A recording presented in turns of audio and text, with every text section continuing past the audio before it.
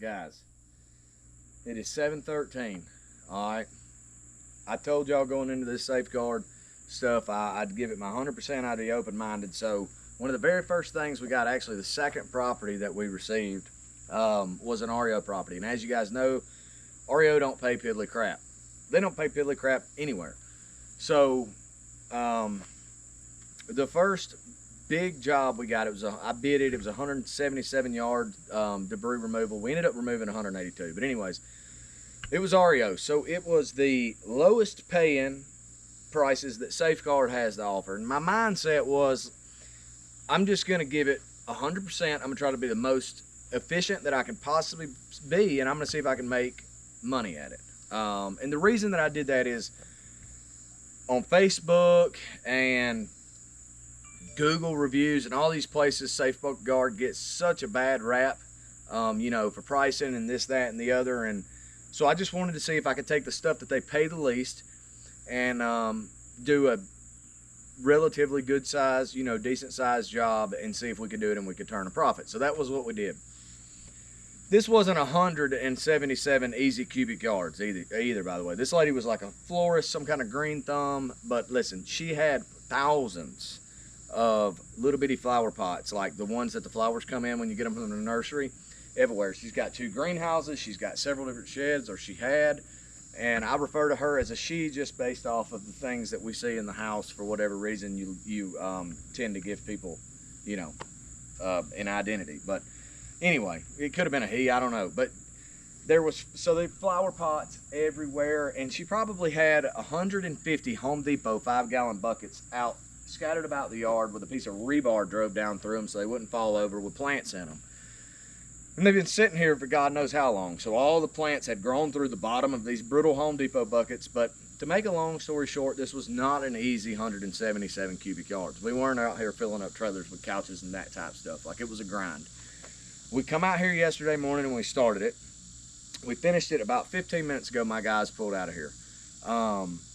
So we worked our tails off. Not to mention, it was well over 100-degree heat index both days. Miserable, hot. I probably picked the 2 worst days in the history of bad days to do this job.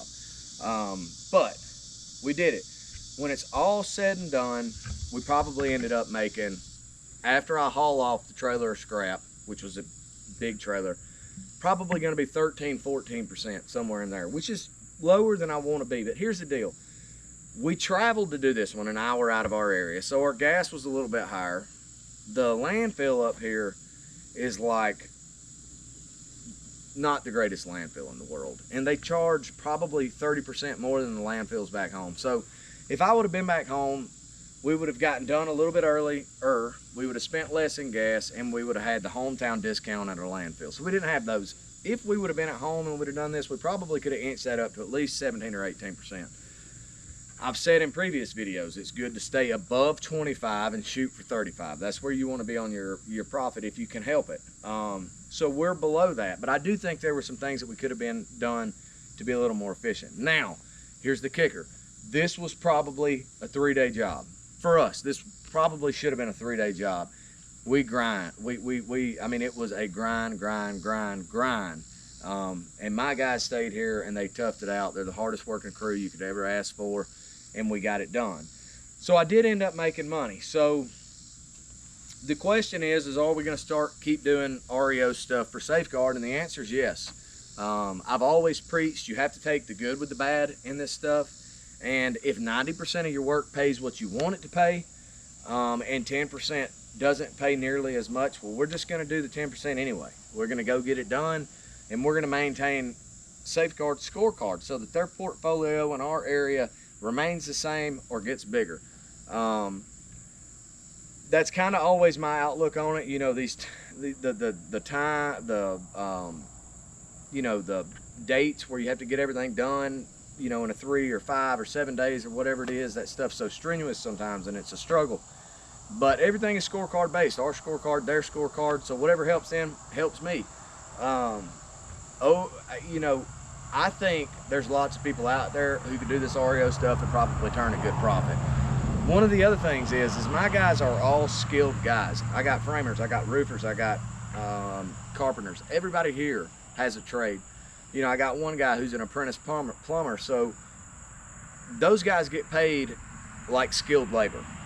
If I were to go and I were to find some high school kids or something, some people that I could pay a lot less money to come and do this, we could have stretched it out over 3 days, and I think we still would have had a profit. So, I mean, I think it can be done. I don't see the issue with Safeguard is if this is as low as it gets from a pricing standpoint, then I really believe it's kind of up to you to make money.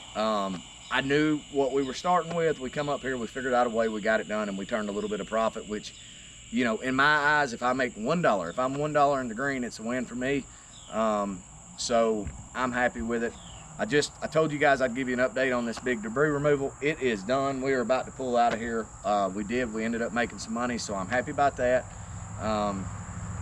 Hope you guys are enjoying these videos. If you do, please like, comment, share, subscribe, all that good stuff. And I hope y'all have a good week. Go make a lot of money.